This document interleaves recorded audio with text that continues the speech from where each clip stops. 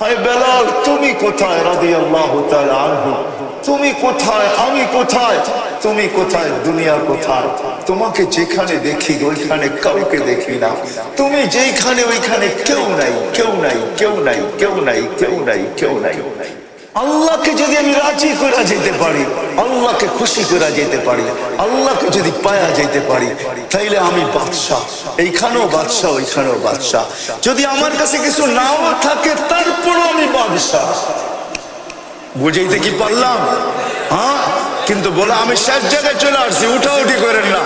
বলার মানুষ হয়তো প্রশ্ন করবে, আল্লাহকে পাবো তো পাবো কি করে?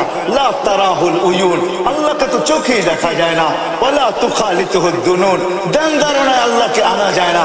ওয়ালা ইয়াসিফুল ওয়াসিফুন, বর্ণনা দিয়ে শেষ করা যায় না। আমি আল্লাহকে পাবো তো পাবো কি করে? তো আল্লাহ আমাদের উপরে দয়া করছেন যে আমাকে পাইতে হবে না। মান আতা আর রাসূল ফাকাদ আতা আল্লাহ, আমার বন্ধুর গোলাম হয়ে যাও, তাইলেই আমাকে পাওয়া যাবে। তুমি আমার বন্ধুর গোলাম তো আমারও গোলাম, বন্ধুকে পাইলে আমাকে পাওয়া যাবে। আল্লাহ সহজ করে দিচ্ছেন, এই জন্য শেষ জায়গায় চলে আসছি, মুহাম্মদুর রাসূলুল্লাহর গোলাম হওয়া চাই। যে আল্লাহ রাসূলের গোলাম। সময় 11:30 10:30 বাজতে চলছে পড়ায়, আর লম্বা করতে চাইতেছি না। ও মেরে দোস্ত, ওই মুহাম্মদুর রাসূলুল্লাহ আল্লাহ সহজ করে দিচ্ছেন। এই জন্য মেরাজ, এই জন্যই যে বন্ধুকে ডাইকা নিয়ে বলছেন, বন্ধু আপনার উম্মত প্রশ্ন করবে, আমাকে দেখা যায় না, আমার কথা শোনা যায় না, আমাকে ধ্যান ধারণায় আনা যায় না, আমার বর্ণনা দিয়ে শেষ করা যায় না। বন্ধু আপনি আসেন তো, আপনি সবকিছু দেখা যান, শেষমেশ আমাকেও পাশে বইয়া দেখা যান। তারপরে উম্মতকে আমি বলতেছি, মান আতা আর রাসূল ফাকাদ আতা আল্লাহ। আপনি দেখা যায় শুনান আর বলেন যে আপনার গোলাম হবে, সে আমারও গোলাম। আল্লাহ আসান করছেন, আসান সহজ করছেন। এই জন্য নবীর গোলাম হইতে হবে। আর নবীর গোলামির প্রথমে আমি নিদর্শন দেখায় দিছি। সবচেয়ে বড় নিদর্শন হলো নামাজ। কি কি কি কি? কুররাতু আইনি বিয়াস সালাহ, নামাজ। এখন যদি বলার চালাক মানুষ, কেন এই অঞ্চলের মানুষ বড় চালাক। বরিশালের বৃহত্তর বরিশাল তো এটা, ঠিক না? আপনাদের জিরা তো হলো জুমা জুমা 8 দিন, এর আগেও তো বরিশালই ছিল, ঠিক না? কি বলেন, 8 দিন হয় না জুমা জুমা? অল্প কয়েকদিন আগে না বলা হইলো, ঠিক না? এর আগেও কি ছিল? বরিশালই ছিল। বিধায় আমাদের সবার স্বভাব একরকমই। বরিশালের মানুষের স্বভাব আছে, মুই কি কম বুঝি, মরি বুঝেই তুই দে, ঠিক না? কি কন, রাগ হয়ে গেলেন? আমিও কিন্তু বরিশালে পোলা, বুঝেন, কিন্তু আমার অধিকার আছে, আপনাদের বুকে পাড়া দিয়া বলারও অধিকার আছে, কারণ আমার দেশের মানুষ আপনারা। কিয়ামতের দিন আমার গলায় ফান্দা দিবেন যে তুমি দুনিয়া ঘুরে ঘুরে বুঝেছো, আমাদেরকে বুঝাও না, বুঝাও নাই। এই জন্য একটা কিল গাড়া দিয়ে গেলাম আজকে, আবার আসি না না আসি কে জানে, রিজিক আসে না না আসে, উজ্জ্বল তো পুরা হয়ে যাক কমসে কম। আমরা তো বলবো, যদি আপনারা প্রশ্ন করে বসেন যে রসুলও তো নাই, রসুলরে মানবো তো মানবো কি করে, ঠিক না? কি বলেন, আসেন আসেন নাকি? কত বছর আগে চলে গেছেন? 1433 বছর আগে চলে গেছেন। কত? এখন 1443 হিজরি চলতেছে। আল্লাহ রসুল 10 হিজরিতে দুনিয়ার থেকে চলে গেছেন। আপনি বলবেন, সাধারণ মানুষ বলবে যে আল্লাহ রসুল তো নাই, কোত্থেকে ওনাকে মানবো, ওনার গোলাম হব তো হব কি করে? আমি 6 বার বেলালের বাড়ি দেখছি, সৌদি আরবের বাড়ি না, ইথিওপিয়ার বাড়ি, যেখানে বেলাল জন্ম নিছে। আল্লাহ আমাকে 6 বার ওইখানে নিয়ে গেছে, 6 বারই আমি ওইখানে দাঁড়ায় দাঁড়ায় ইচ্ছা ছাড়া কাঁদছি। আমার কান্নার ইচ্ছা ছিল না, কিন্তু যখনই বাড়ি দেখতাম চোখ দিয়ে পানি চলে আসতো, ভিতরে চিৎকার হইতো, হায় বেলাল তুই কোথায়, আমি কোথায়, হায় বেলাল তুমি কোথায় রাদিয়াল্লাহু তাআলা আনহু, তুমি কোথায়, আমি কোথায়, তুমি কোথায়, দুনিয়া কোথায়? তোমাকে যেখানে দেখি ওইখানে কাউকে দেখি না, তুমি যেখানে ওইখানে কেউ নাই, কেউ নাই, কেউ নাই, কেউ নাই, কেউ নাই, কেউ নাই।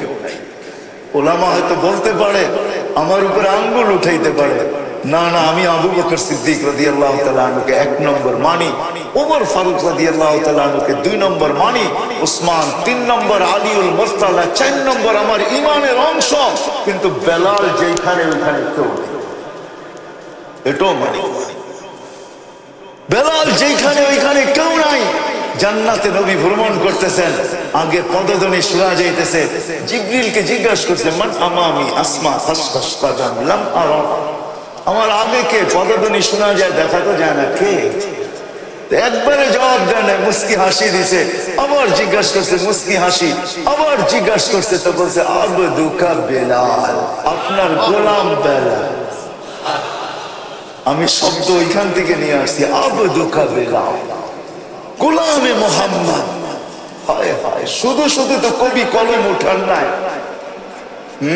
क्या वफा तूने मोहम्मद से तो हम तेरे हैं, ये दुनिया क्या चीज है लौह कलम तेरे हैं। अल्लाह तो शुद्ध शुद्ध बोले, क्या वफा तूने मोहम्मद से तो हम तेरे हैं, ये दुनिया क्या चीज है लौह कलम तेरे हैं। বেলাল গোলাম ছিলেন আল্লাহর রাসূলের। আমি তো এইভাবে বলি, জানি না বলার মানুষ উলামায়ে কেরাম মাইনা নিবে কিনা। আমি বলি না না, বেলাল এই কথা বলতেছিল, গোলাম আপনার। ফাঁকি সবাইকে দিয়েছেন। আবু বকরও জানে না, ওমরও জানে না, ওসমানও জানে না, আলীও জানে না, উম্মে হানিও জানে না আপনি কোথায় এখন ভ্রমণ করতেছেন। কোন দুনিয়ার কোন সৃষ্টি জানে না আপনি কোথায় আছেন। আপনি ভাবছেন সবাইকে ফাঁকি দিয়ে একা একা জান্নাত দেখবেন, এটা কখনো সম্ভব না। আমি বেলাল হইতে দিব না, কেননা আমি আপনার গোলাম। আমি হইতে দিব না। আমি কৃতদাস হইতে পারি, কালো হইতে পারি, অনারব হইতে পারি, ইথিওপিয়ার হইতে পারি, গরিব হইতে পারি, তোতলা হইতে পারি, কিন্তু আপনি জান্নাত একা ভ্রমণ করবেন, এটা হবে না। আপনি জান্নাত ভ্রমণ করবেন, আমি আগে আগে থাকবেন, কেননা আমি তো আপনার গোলাম। মুহাম্মদুর রাসূলুল্লাহর গোলাম হন। রাজি? ওয়াদা? পাক্কা? নামান? কিন্তু আমি প্রশ্ন তুলে দিছি, নবী তো নাই, এখন গোলাম হব তো হব কি করে? এই জন্য নবী ব্যবস্থাপনা করছেন। নবীজি শুধু একা করেন না, হয় হয় নবীজি তো রহমত, কি বলে, উম্মতের কান্ডারি ছিলেন। শুধু কান্ডারি ছিলেন না, শুধু কান্ডারি ছিলেন না, আল্লাহ যা বুঝাইতে চাইতেছে কোরআনে আজীব জিনিস বুঝাইতে চাইতেছেন। হারিসুম বিল মুমিনিনা রাউফুর রহিম, এমন শব্দ আল্লাহ ব্যবহার করছেন। হারিস যেই শব্দ হাদিসে আসলে, আরে পীর মাশায়েখ সবার কাছে হারিস শব্দটা বড় দূষণীয়, ঠিক না? কি হারিস অর্থ কি? লোভী, ঠিক না? হারিস হেস, লোভ, এটা দূষণীয় শব্দ। আল্লাহ বন্ধুকে বলতেছে হারিস। দুনিয়ার জন্য, দুনিয়ার জন্য হারিস। কেউ এটার জন্য, কেউ ওটার জন্য। হাবিব, আপনি তো উম্মতের জন্য হারিস, উন্নতের জন্য। কেমন হারিস, কেমন লোভী, কেমন! হায় হায় হায় হায়, আজকে উম্মত নবীর আদর্শ মানতে চায়, নবীর গোলাম হইতে চায় না। যুবক সব চায়, কিন্তু নবীর গোলাম হইতে চায় না। যুবক নবীকে চিনতে চায় না, নবীকে মানতে চায় না, নবীর মতো চেহারা চায় না, নবীর মতো বেশভূষা চায় না। যুবক চায় আধুনিক হইতে চায়, আধুনিক। হয় যুবক, তোমাদের পায়ে হাত রেখা বলি, তোমরা আমাকে বুঝাও না। আমি সারা দুনিয়া চষা, মানুষ মিডিয়ায় দেখে, আমি চোখে দেখি, চোখ দিয়া দেখি, চোখ দিয়া। আমি তো সর্ব ওয়াজে বলি, আমার ওয়াজের দরকার নাই। যদি পেন ড্রাইভের মতো আমার এখান থেকে বাহির করা যেত, তাহলে পুরা পর্দার ভিতরে আমি এটাকে কি বলে, প্রজেক্টর লাগাই দিতাম, আর পেন ড্রাইভটা ছেড়া দিতাম। আপনারা দেখতেন আমার এখানে কত কান্না লুকাইতো, কত হাসি লুকাইতো। শুধু দেখতেন আর চোখের পানি জড়াইতে থাকতেন। আমি এতটুক বয়সে দুনিয়া দেখা, এইখানে হাজারো কান্না সেভ করা আছে, হাজারো কান্না, হাজারো দুঃখ, হাজারো ব্যথা আমার এখানে সেভ করা আছে।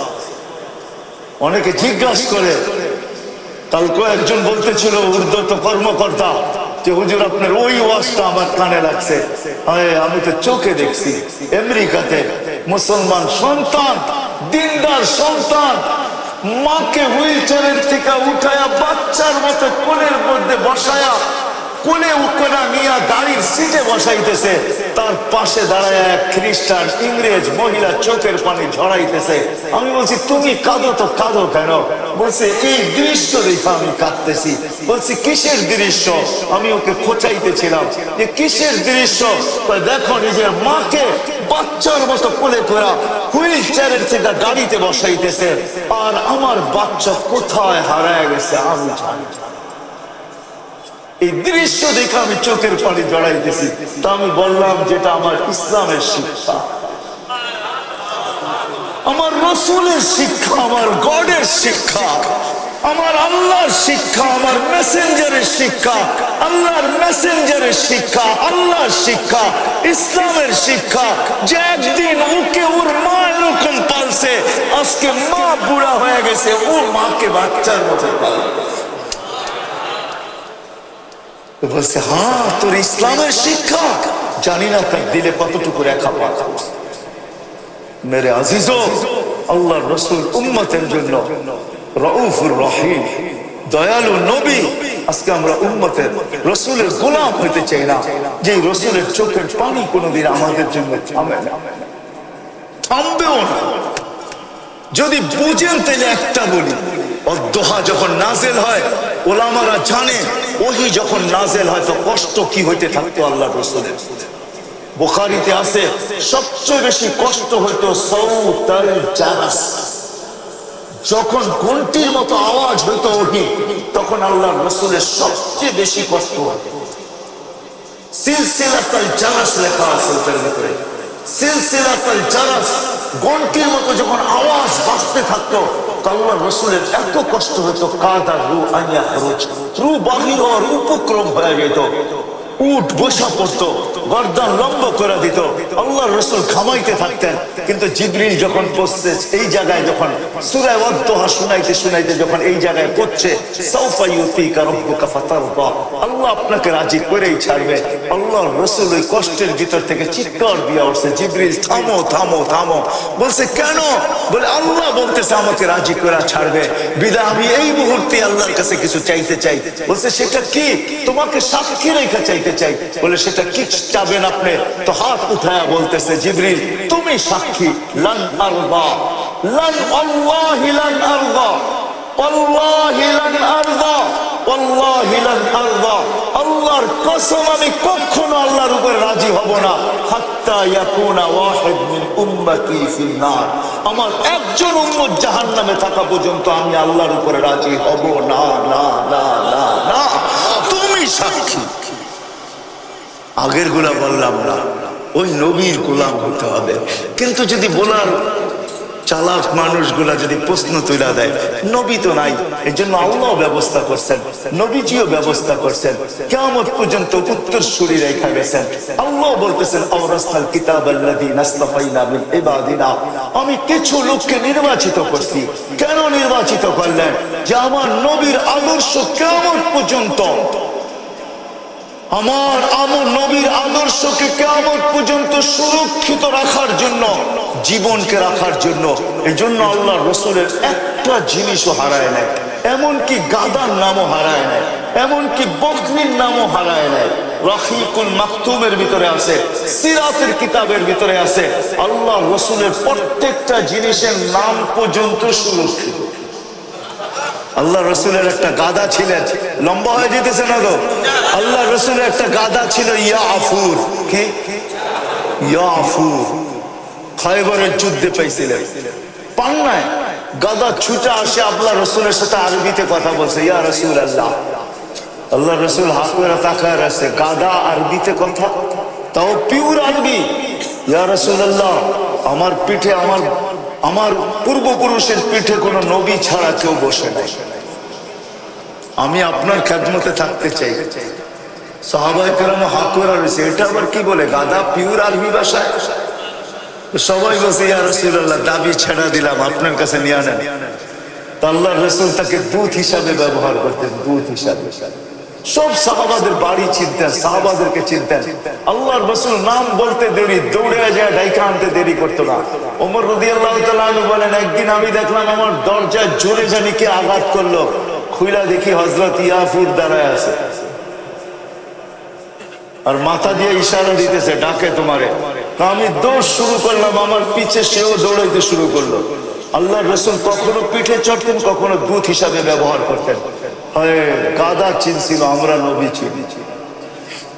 যেদিন দুনিয়ার থেকে বিদায় নেন সবাই সয়া গেছে আল্লাহ রসুলের বিচ্ছেদকে, কিন্তু ইয়াফুর সইতে পারে নাই। মদিনার গলির ভিতরে ছুটতে ছিল, আকাশের দিকে মুখ করে চিৎকার দিতেছিল। সামনে কুয়া পায়া ঝাঁপ দিছেন, আর কুয়ার ভিতরে চিরদিনের জন্য কবর বানায় দিছেন। চিনছে গুইসাপ, যে ইঙ্গিত পায়া নিজের ভাগ্যকে খোলা এনেছে। ইঙ্গিত পায়া, ইশারা পায়া। আল্লাহ রসুল ছোট নাই, ছোঁয়া তো বড় কথা, শুধু ইশারা করছেন, ইঙ্গিত করছেন। আইয়ুহাদ্দার বলতে দেরি, মাথা উঁচা করে চিৎকার দিতে দেরি হয় না। আরবি ভাষায় লাব্বাইক ওয়া সাদাইক ইয়া যাইনা ওয়াফা ইয়াউমিল কিয়ামা, ও দুজাহানের বাদশা, আমার ভাগ্য খুলে গেছে। শুধু ইশারা করছেন, ইশারা। আল্লাহ রাসূল জিজ্ঞাসা করছেন, লিমান তাবুদ, ইবাদত কার করিস? ফিস সামাই আরশুহু ওয়া ফিল আরদি সুলতানুহু ওয়া ফিল বাহরি সাবিলুহু ওয়া ফিল জান্নাতি রাহমাতুহু ওয়া ফিন নারি ইকাবুহু। ইবাদত কার করিস? যার সিংহাসন আকাশে, জমিনের ভিতরে রাজত্ব, সমুদ্রের ভিতরে রাস্তা, জান্নাতের ভিতরে রহমত, দোজখের ভিতরে আযাব। তো জিজ্ঞাসা করছে, মান আনা, আমি কে? আনতা রাসূল রাব্বিল আলামিন খাতামান নবিয়্যিন, আপনি সমগ্র জগতের রবের রাসূল, আপনি খাতামান নবী, আপনার পরে কোনো নবী নাই। মান আমানা বিকা ফাস, যে আপনার গোলাম হবে ওর ভাগ্য আমার মতো খুলে যাবে। মান কাযিবা খাবা ওয়া খাসির, যে আপনার গোলাম হবে না ও চির হতভাগা হবে, হতভাগা। কাহিনী যে গতাই ছিল, যে বদ্দু যে আল্লাহ রসুলকে কতল করতে চাইছিল, আল্লাহ রসুলের সামনে দাঁড়ায় বলতেছিল গুইসাবের কাহিনী, যে জানেন আমার মন কি চায়? আপনাকে হত্যা করি, আমাদের মাবুদদের দিল ঠান্ডা করি। তো মরা গুইসাব ছিল। আল্লাহ রসুল বারবার বলতেছিল যে আমি আল্লাহ রসুল, আমাকে মেনে নাও। আর উমর রাদিয়াল্লাহু তাআলা আনহু বারবার দাঁড়াইতেছিল আর বসতেছিল। দানি ইয়া রাসূলুল্লাহ আদরিব উনুকা হাদাল মুনাফিক, আমাকে দেন না, ছাড়েন না, ওরে সাইজ করি। তা আল্লাহ রসুল থামাইতেছিল, না না না। তো বলতেছে, মরা গুইসাব যদি সাক্ষী দেয় তাহলে আপনাকে মেনে নিব। ও ভাবছে মরা গুইসাব জিন্দা হবেই বা কোত্থেকে, সাক্ষী দিবেই বা কোত্থেকে। যখন গুইসাবের পুরা কাহিনী শুনছে তো মাথায় হাত দিয়া বলতেছে, মা তারাক্তালি সাবিলা, তুই তো আমার জন্য কোনো রাস্তাই রাখলি না, আমি বাঁচবো কোন দিক দিয়া? তারপরে বলতেছে, ইয়া রাসূলুল্লাহ, তাহলে হাত বাড়ান, ঈমান আইনেই ফেলে। ও তো আমার 12টা বাজায় দিছে। তো মেরে দোস্ত, নবীর গোলামিতে কপাল খোলে কপাল। এই জন্য আল্লাহ জানেন কিয়ামতের সকাল পর্যন্ত কপাল খুলতে হবে, নবীর গোলামি ছাড়া আল্লাহ পাওয়া যাবে না। এই জন্য আল্লাহ কিছু লোককে নির্বাচিত করছেন। ও রাস্তাল কিতাব আল্লাযী নাস্তাফাইনা মিন ইবাদিনা, যাদেরকে আল্লাহ উত্তরসূরি বানাইছেন, নবীর উত্তরসূরি, কিতাবের উত্তরসূরি, যাদেরকে কিয়ামতের সকাল পর্যন্ত দায়িত্ব দিয়েছেন। আমি এক হাস্যকর ব্যাপার আপনাদেরকে শোনাই, মনে উঠলো বিদায়। আমি এক দেশে গেছি এইখান থেকে, যেটার নাম হলো পাপুয়া গিনি। অস্ট্রেলিয়ার একটা অংশ, ইন্দোনেশিয়ার শেষ মাথা পাপুয়া গিনি। এর অর্ধেক ইন্দোনেশিয়ার ভিতরে, অর্ধেক আলাদা স্বাধীন দেশ। জয়াপুরা, ওইটা আসলে এটার নাম হলো উরিয়ান জায়া। ওইখানে উরিয়ান মানে হলো ল্যাংটা, জায়া মানে হলো জাগা। ওইখানের মানুষ মারপেটের থেকে যেরকম আসে ওরকম পোশাকেই কবরে যায়। জাগার নাম ওই উরিয়ান জায়া। আপনি দেখেন, মোবাইলে সার্চ দেন, উরিয়ান জায়া লেখা। উরিয়ান মানে হলো যদি ল্যাংটা গো জাগা। আমার সফর ওইখানে ছিল, আমার কামরায় একটা ছেলে ঢুকছে, দুইকা সালাম দিছে, বাংলায় জিজ্ঞাসা করতেছে কেমন আছেন। তা আমি জবাব দেওয়ার আগে ওকে মাথার থেকে পাও পর্যন্ত দেখছি। তা আমি বললাম, তুমি বাংলা শিখলা তো শিখলা কোত্থেকে? তুমি তো বাঙালি মনে হয় না। না, তুমিও উরিয়ান জায়ার লোক, তোমার নাক কয়, চেহারা কয়, খালি পোশাকটা পুরাপুরি ছিল আর কি, নাইলে ওইটা না থাকলে তো 100%ই বোঝা যেত, ঠিক না? তো বলে যে আমি বাংলাদেশ থেকে শিখছি, আমি পটিয়ার থেকে ফারেক হয়েছি। কোথেকে? এইখানে কি করস? আমি মাদ্রাসা করছি এখানে। কত, কয় বছর? 4 বছর। ছাত্র কত? 5,500। তারপরে বলতেছিল মাত্র কত, কি মাত্র। আমি বললাম যে শোন, 4 বছরে 5,500, তুই বলিস মাত্র, তাহলে কত হলে তুই খুশি হয়েছিস? আমাকে আল্লাহ দুনিয়ার কোণায়ও নিয়ে গেছে। আলহামদুলিল্লাহ, যেটা আপনাদেরকে বুঝাইতেছিলাম, আল্লাহ উত্তরসূরি হিসাবে নবীর গোলাম ছাড়া আল্লাহকে পাওয়া যাবে। আল্লাহকে না পাইলে আখিরাত গুছানো হবে না। আর গোলামি প্রশ্ন আমি নিয়ে আসছি, জবাব আমি দিতেছি। ওই গোলামি পাওয়ার জন্য কিয়ামতের সকাল পর্যন্ত আল্লাহ উত্তরসূরিকে নির্বাচিত করছেন, আল্লাহ রসুল করছেন। আল উলামা ওয়ারাসাতুল আম্বিয়া। আজকে এই বৃহত্তর বোলার ওলামাদের মেলা এটা আজকে। এছাড়াও শুনলাম আলহামদুলিল্লাহ এক একটা থানার ভিতরে 2,500 3,000 করে ওলামায়ে কেরাম। আপনাদের মুরব্বী বলতেছিল যে ভোলা পুরা ওলামাদের একটা জিলা, ওই হলো ভোলা। ওলামাই ওলামাই খায়। আল্লাহ ওলামা দিছেন নবীর গোলামি এদের কাছ থেকে শিখার জন্য, সহজ করছেন। আমি দুনিয়া ঘুরা বলতেছি, বাংলার জমিনের মতো জমিন নাই। এরকম সুযোগ আল্লাহ দুনিয়ার কোন জমিনকে দেখ নাই। মক্কা মদিনা ভিন্ন, ওটা নিয়ে তুলনা হয় না, ওটা নিয়ে আলোচনাও হয় না। কিন্তু বাংলাদেশের জমিনের মানুষকে আল্লাহ এত সুযোগ দিচ্ছেন, দুনিয়ার কাউকে সুযোগ দেন নাই। এক বোলার ভিতরে 50,000-এর উপরে ওলামা পাওয়া যায়। তুলামা ওলামা মিলা, মনে হয় আমি অল্প বললাম, তাই না? কি বললেন? অল্প বলে ফেলছি, ঠিক না? কি এর চেয়ে বেশি হবে না? অবশ্যই বেশি হবে। লক্ষাধিক ওলামায়ে কেরাম যেখানে, ওলামা তুলাবা এত সহজ কোথায় পাইলেন? বিদায় আসেন যেখানে গ্রামে গ্রামে প্রত্যেক থানায় থানায় মাদ্রাসা। বিদায় আসেন, চলে যেতে হবে, থাকার সুযোগ এখানে কারো নাই। কিন্তু যাবো তো বটে, কিন্তু নিজেকে গুছায় নিয়ে যেতে হবে। নিজেকে আল্লাহর কাছে গ্রহণযোগ্যতা পর্যন্ত পৌঁছাইতে হবে। এটার জন্য তো একটা ওয়াদা আপনারা নামাজের করছেনই করছেন, দ্বিতীয়টা ওয়াদা করছেন নবীর গোলাম হবে। কিন্তু শিখবেন তো শিখবেন কোত্থেকে? এই জন্য আমি আপনাদেরকে গাঁটি দেখায় দিলাম। হযরত উলামায়ে কেরামের কাছে আসেন, এদের পিছে পিছে চলেন, এদের আগে চলতে চেষ্টা করেন না, এদের সঙ্গে চলেন, এদের পিছে চলেন, এদেরকে সাথে নিয়ে চলেন, এদের দুয়ারে আসেন, এদের সাথে সম্পর্ক জোড়েন, মাদ্রাসায় আসেন, এদের সাথে সম্পর্ক জোড়েন, নবীর সুন্নাত জিন্দেগি এদের কাছ থেকে শিখেন। একটা সুন্নত যদি আপনি গ্রহণযোগ্যতা পর্যন্ত পৌঁছাইতে পারেন, আমি আপনাকে কসম খায়া গ্যারান্টি দিতে পারি, একটা সুন্নত যদি পৌঁছাইতে পারেন গ্রহণযোগ্যতা পর্যন্ত, মুহাম্মদুর রাসূলুল্লাহ চেহারার লাজ রাইখা এক সুন্নতের কারণে আপনাকে পার করে দেবে। আমাদের নবীজির সাথে আল্লাহর ওয়াদা আছে, আল্লাহ পার করায়া দিবে। শুনেন শেষ কথা, যদি তা না হইতো কোন উম্মতের কলেমা দুযোগের ভিতরে কাজে দিবে না, কিন্তু এই উম্মতের কলেমা দুযোগেও কাজে দিবে। দুযোগেও শুধু নবীজির সুবাদে এই উম্মত জাহান্নামে যাবে, কিন্তু হাতকড়ি থাকবে না, পায়ে বেড়ি থাকবে না, গলায় শিকল থাকবে না। এই উম্মত দুযোগে যাবে, চেহারা কালো হবে না। মালিক জিজ্ঞাসা করবে, চেহারা কালো না, হাতকড়ি নাই, বেড়ি নাই, শিকল নাই, এটা কই থেকে ধরে নিয়ে আসছিস তোরা? ফেরেশতাদেরকে জিজ্ঞাসা করবে, ফেরেশতারা বলবে আমাদের হাতে দিয়া দিছে, নিয়ে আসছি। তো জবাব ফেরেশতা দিবে না, আল্লাহ দিবে। আল্লাহ বলবে আমার বন্ধুর উম্মত মালিক খবরদার। বলবে আল্লাহ হাতকড়ি নাই কেন? বলবে আল্লাহ জবাব দিবে, যে হাত উঁচুতে ব্যবহার হয় ওই হাতে হাতকড়ি লাগে না। চাই জীবনে একবার হোক ওই হাতে হাতকড়ি লাগবে না। যেই পা মসজিদের দিকে চলে ওই পায়ে বেড়ি লাগে না। যেই কপাল আমার কুদরতি পায়ে লাগে ওই চেহারা কোনোদিন কালো হয় না, ওই গলায় কোনোদিন শিকল লাগে না। মালিক আমার বন্ধুর উম্মত 3 জায়গা ব্যতীত সব জায়গায় আগুন লাগায় দাও, চেহারা লাগাবে না, হাতে লাগাবে না, পায়ে লাগাবে না, বাকি শরীরে আগুন লাগায় দাও। মালিক আগুন রে বলবে খুশি ধরো, আগুন ছুটে আসবে।